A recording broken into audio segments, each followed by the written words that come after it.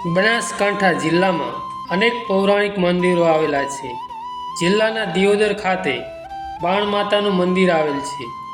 દર પૂનમના દિવસે બાણેશ્વરી માતાના ધામમાં સમગ્ર ભારતભરમાં વસતા રબારી સમાજના લોકો મોટી સંખ્યામાં માતાજીના દર્શન કરવા માટે ઉમટી પડે છે. બનાસની ધરતી અને હિંદવાણી પરગણાની ધરમધરતી દિયોદર નગરની મધ્યમાં સરોવર કિનારે ગંગા જળિયા કૂવાના કાંઠે ઈસવીસન 1508ની આસપાસ માં દેવલના પરચાથી કૂવો પાણીથી ઉભરાયો અને પાણીનું બેડું ભરાવ્યાના માં બાણેશ્વરીના પરચા પૂર્યાની લોકવાયકા છે.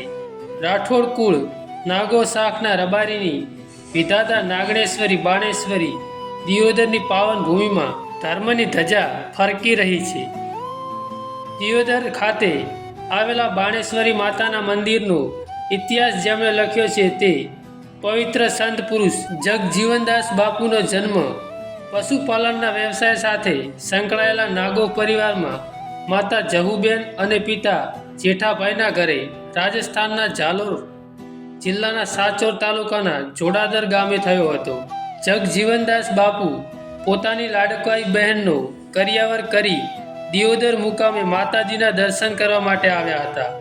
જ્યાં દિયોદર ખાતે આવેલ સરોવર કિનારે બાણેશ્વરી કુળદેવી અને મા દેવલના ચંદરવા અને ધજાના ગંગા જળીય કૂવે દર્શન કર્યા. જ્યાં માતાજીની પૂજા કરતા વિચારોમાં જગજીવનદાસ બાપુ પરિવર્તન પામ્યા.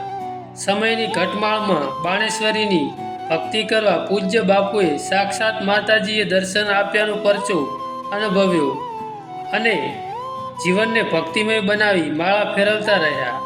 જગજીવનદાસ બાપુ વિક્રમ સંવત 2048માં પોતાની જન્મભૂમિ છોડીને દિયોદરને કર્મભૂમિ બનાવી ગંગા જળિયા કૂવાના કિનારે ઝૂંપડી બનાવી માતાજીની ભક્તિ અને આરાધના થકી અંધકારમાંથી પ્રકાશ તરફ લોકોને લઈ જવાની અખંડ જ્યોતિ અવિરત ચાલુ રાખી. રબારી સમાજના લોકોનું બાણેશ્વરી માતાનું મંદિર આસ્થાનું કેન્દ્ર બન્યું છે.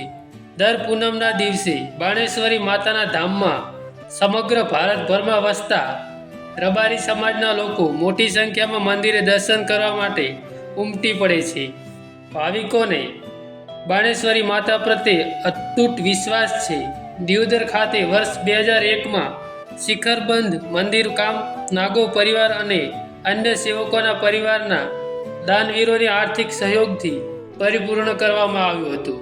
સેવકોના સાથ સહકારથી નવનિર્મિત મંદિરમાં માં બાણેશ્વરી ગોગા મહારાજ દેવલ માતાજીની મૂર્તિઓની શાસ્ત્રો અનુસાર વિધિસર પધરામણી કરવામાં આવી છે. મહંત જગજીવનદાસ બાપુ ગુરુ કલ્યાણદાસ બાપુએ દિયોદર નગરની મધ્યમાં સરોવર કિનારે ગંગા જળિયા કૂવાના કાંઠે માં દેવલ બાણેશ્વરીના નામે અખંડ જ્યોત અને અંશક્ષેત્ર જ્યોત જગાડી ફક્ત નાગો જ નહીં સર્વ સમાજ સેવકો માટે આસ્થા અને શ્રદ્ધાનું કેન્દ્ર બનાવ્યું છે. ભૂખ્યા માટે હરિનો ટવકો, પંખીઓ અને ચણ માટે ચબૂતરો, તરસા માટે પાણીની પરબ, વટેમાર્ગુને વિસામા માટે ધર્મશાળા, સંતો માટે સંત નિવાસ, ગાય માતા માટે ગૌસેવા, બાળકો માટે બગીચો, વિહોતર માટે વડલો, ચારે બાજુ બાંધકામ, ધર્મની ધજા, અખંડ જ્યોત, 365 દિવસ અન્નક્ષેત્ર, યુવાનો માટે ડાયરો અને નગર યાત્રા, સાધુ સંતો અને સેવકો માટે દર વર્ષે પાટોત્સવની ઉજવણી. નાગોના કુળદેવી બાણેશ્વરી ધામે સામાજિક અને શૈક્ષણિક પ્રવૃત્તિઓમાં દિયોદરની આજુબાજુમાં જાહેર પરીક્ષા આપવા આવતા દીકરા દીકરીઓ માટે રહેવા અને જમવાની અવિરત સેવાઓ પૂજ્ય બાપુના આશીર્વાદથી ચાલી રહી છે. તો મિત્રો, આ હતો બાણ માતાજી મંદિર દિયોદરનો ઇતિહાસ. આવા જ નવા વિડીયો જોવા માટે અમારી બહુચરા ડિજિટલ ચેનલને લાઇક, શેર અને સબસ્ક્રાઈબ કરવાનું ભૂલતા નહીં.